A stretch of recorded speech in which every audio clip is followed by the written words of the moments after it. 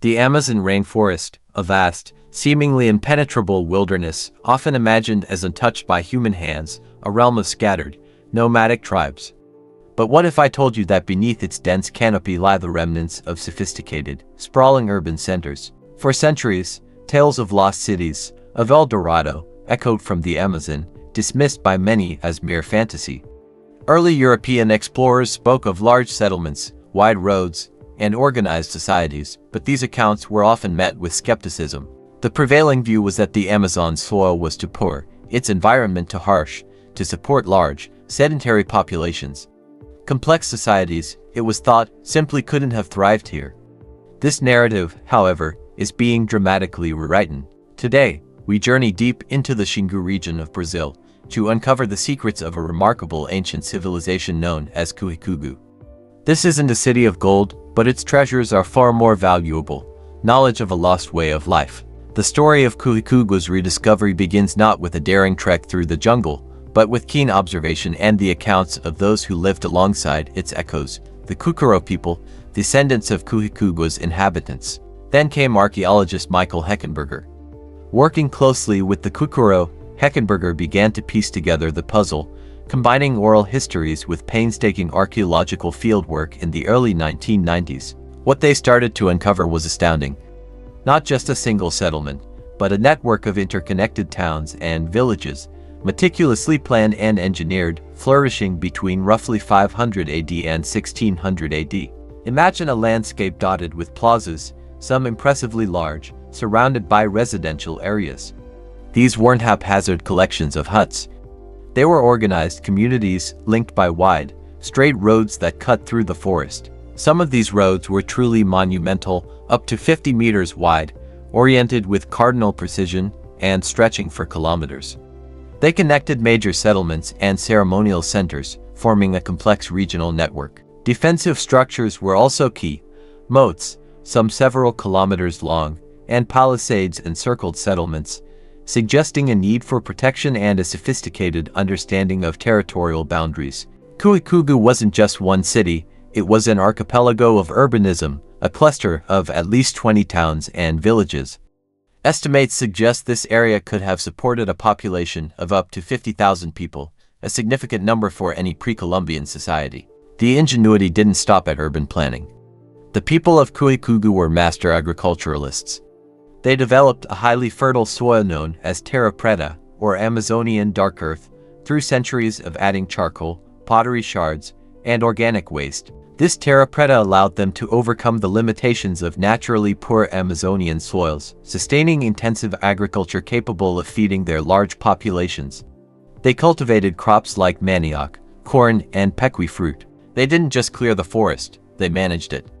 They created a mosaic of cultivated fields, orchards, and managed forests, a system often referred to as garden cities. It was a way of living with the rainforest, not against it. Fish farming in artificial ponds and weirs provided another crucial source of protein, showcasing their deep understanding of aquatic resource management. Their engineering extended to building bridges and canals. The social structure of Kuhikugu likely involved regional chiefdoms, with powerful leaders overseeing these complex settlements and their surrounding territories.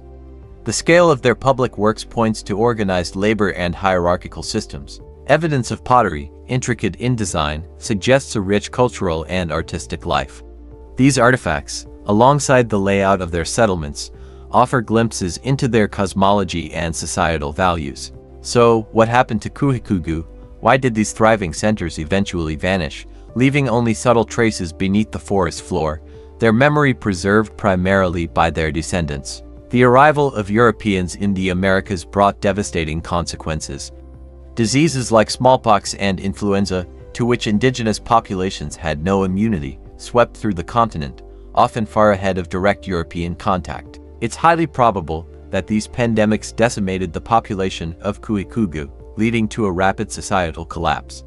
The intricate systems they had built could no longer be maintained by a drastically reduced populace. Warfare, possibly exacerbated by the societal stress from disease and resource competition, may have also played a role in their decline, though evidence for this is still being pieced together. The The forest, ever resilient, gradually reclaimed the abandoned settlements. Roads became overgrown, plazas turned into clearings, and wooden structures decayed, leaving only the earthworks and terra preta as silent witnesses. For centuries, the existence of Kuhikugu remained largely unknown to the outside world, a secret held by the jungle and the Kuikuro people. It challenged the very notion of the Amazon as a pristine wilderness. The use of satellite imagery in the late 20th century began to reveal the faint geometric patterns on the land, ancient roads, moats, and plazas, almost invisible from the ground but clear from above. Then came LiDAR technology, or light detection and ranging. This game-changing tool can penetrate the dense forest canopy, mapping the ground surface in incredible detail, unveiling structures hidden for centuries. LiDAR surveys have confirmed the vast extent of Kuhikugu and similar sites across the Amazon, revolutionizing our understanding of the region's pre-Columbian past. The scale is simply breathtaking. These discoveries force us to rethink not only Amazonian history but also the potential for large-scale, sustainable urbanism in tropical environments. The people of Kuhikugu were not noble savages living in a static harmony. They were innovators, engineers, and farmers who actively shaped their environment to support a complex society for over 1,000 years. They demonstrate that dense populations can coexist with the rainforest. Their agricultural practices, particularly the creation of terra preta, offer valuable lessons for sustainable farming today, especially in tropical regions struggling with soil degradation. The story of Kuhikugu is also a testament to the importance of indigenous knowledge. The Kuikuro people preserved crucial information about their ancestors' settlements, guiding archaeologists to these lost sites. Their continued presence and stewardship of these ancestral lands are vital for the preservation and understanding of this incredible heritage. They are the living link to this lost world. The unearthing of Kuhikugu is an ongoing process. Each new discovery adds another piece to the puzzle, revealing more about their daily lives, their beliefs, and their ultimate fate. It reminds us that history is not always written in stone monuments. Sometimes, it's etched into the earth itself, waiting for us to learn how to read its subtle language. The Amazon still holds many secrets. Kuhikugu is likely just one example of the complex societies that once thrived there. How many more lost cities are waiting to be rediscovered? The implications are profound.